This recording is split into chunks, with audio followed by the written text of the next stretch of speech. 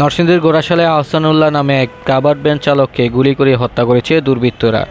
গতকাল রোববার রাতে গোড়াশাল পৌর এলাকার কুমারটেক এলাকায় এই হত্যার ঘটনা ঘটে। নিহত আহসানুল্লাহ কুমারটেক গ্রামের মৃত গিয়াসুদ্দিনের ছেলে। তিনি পলাশ বাগপাড়া এলাকায় অবস্থিত প্রাণ ইন্ডাস্ট্রিয়াল পার্কের কাভার্ড ভ্যান চালক ছিলেন।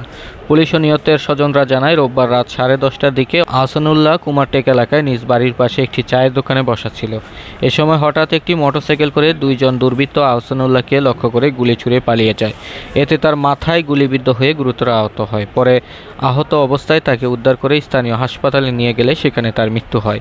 পলাশ থানা ওসি মনির হোসেন জানান, খবর পেয়ে পুলিশ ঘটনাস্থল পরিদর্শন করে।